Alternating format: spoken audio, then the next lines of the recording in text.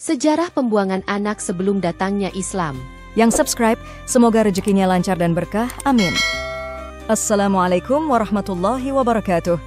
Bangsa Arab sebelum datangnya Islam dikenal dengan bangsa yang berpengetahuan.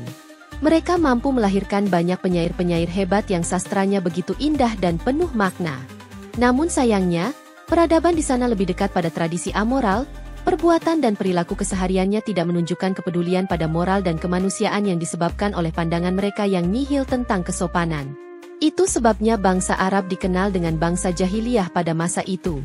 Salah satu perilaku dan kebiasaan tidak manusiawi yang mereka lakukan pada masa itu adalah membuang anak wanitanya.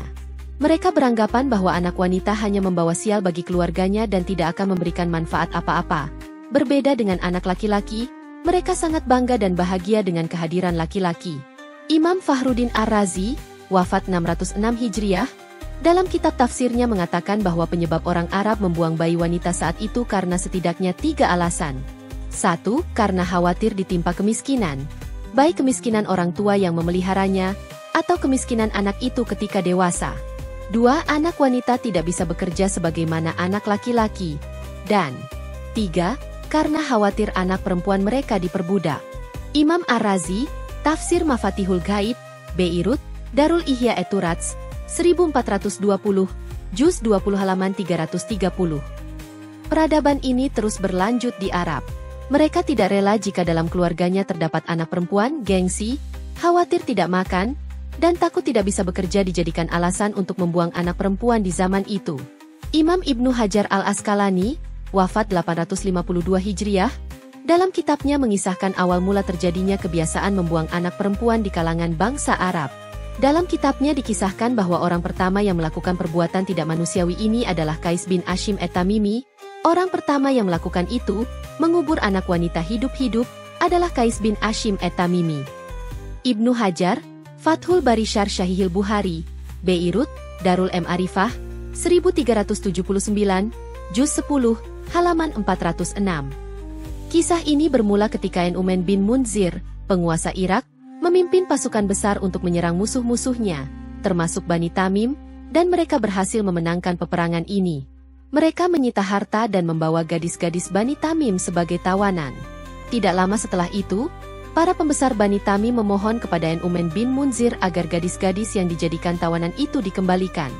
Namun sayangnya, beberapa di antara gadis-gadis Bani Tamim telah menikah selama ditawan, sehingga ia memberi kesempatan kepadanya untuk memilih antara memutuskan hubungan dengan orang tuanya atau bercerai dengan suaminya dan kembali pada orang tuanya. Salah satu pembesar Bani Tamim yang memohon agar gadis-gadis itu dikembalikan kepada Bani Tamim adalah Qais bin Ashim. Namun sayang, putrinya lebih memilih untuk tinggal bersama suaminya dan memutus hubungan dengan orang tuanya.